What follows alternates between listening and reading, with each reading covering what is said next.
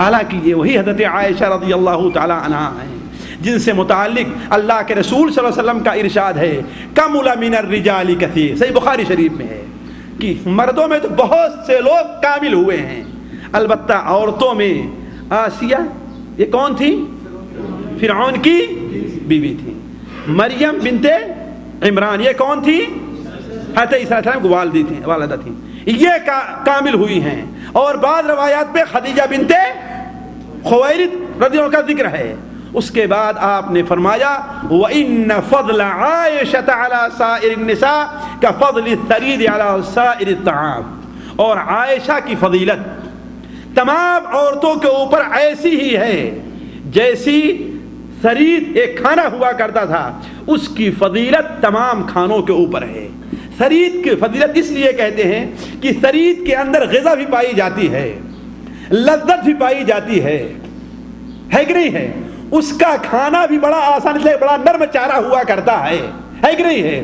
اور اس کے اندر دیر تک انسان کے چونکہ گوشت رہتا ہے اور روٹی رہتی ہے، اس لیے غذائیت بڑی زیادہ انسان کے جسم کے اندر کو بہت غذا دیتا ہے۔ یہی مثال حضرت عائشہ کی ہے کہ وہ اپنے طور پر بھی اچھی ہیں، اخلاق کے لحاظ سے بھی، ایمان کے لحاظ سے بھی، اور اللہ تعالیٰ انہیں بڑے علم سے نوازا ہے کہ ان کا فائدہ ساری امت کو پہنچ رہا ہے۔ بلکہ اگر یہ کہا جائے تو برا نہ ہوگا کہ جتنا فائدہ حضرت عائشہ رضی اللہ تعالی عنہا سے امت کو ہوا ہے، اتنا فائدہ آج تک کسی بھی عورت سے نہیں ہوا ہے، کسی بھی عورت سے نہیں ہوا ہے۔ اور ہو بھی کیوں نہ، کس کی بیوی تھی؟ کس کی بیٹی تھی؟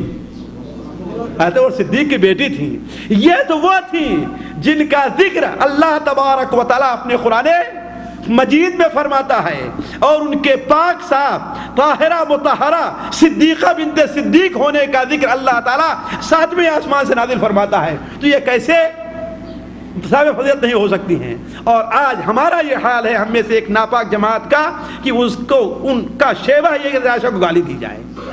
بخاری شریف میں ہے حضرت فاطمہ ایک بار دوسری بیویوں کے کہنے سے اللہ کے رسول کی خدمت میں آئیں کہ آپ آخر حضرت عائشہ سے اتنی محبت کیوں کرتے ہیں؟ دوسری بھی تو آپ کی بیویاں ہیں۔ آپ نے کیا فرمایا؟ اے بیٹی، کیا تمہیں وہ پسند نہیں ہے کہ جس سے میں محبت کرتا ہوں اسے تم بھی محبت کرو؟ کہا اے اللہ کے رسول کیوں نہیں؟ کہا فاحبی ہذہ، تو اس لیے تم بھی اس سے محبت کرو۔ کس سے؟ حضرت عائشہ سے۔ حضرت فاطمہ کو تو یہ حکم ہے کہ تم اس سے محبت کرو، اور یہ ملعون لوگ، یہ ناپاک لوگ جو محبت کا دعویٰ کرتے فاطمہ سے، وہ حضرت عائشہ کو برا بھلا کہیں؟ حضرت فاطمہ سے محبت کرنے والے کیسے ہو سکتے ہیں؟ نعوذ باللہ من ذلک۔ بلکہ یہ تو اہل بیت کے بھی دشمن ہیں، مسلمانوں کے دشمن، صحابہ کرام اور قرآن و حدیث سب کے دشمن ہیں، بلکہ یہ انسانیت کے بدبخت دشمن ہیں۔ واللہ ان کی حالت کو دیکھ کر کے ساری دنیا کی کافر قومیں ہنسا کرتی ہیں، کتنے بیوقوف یہ لوگ ہیں کہ اپنے آپ سے زخمی کرتے ہیں، اپنے آپ کو مارتے ہیں، اپنے آپ کو کپڑا خون بہاتے ہیں، اتنے ناپاک لوگ ہیں۔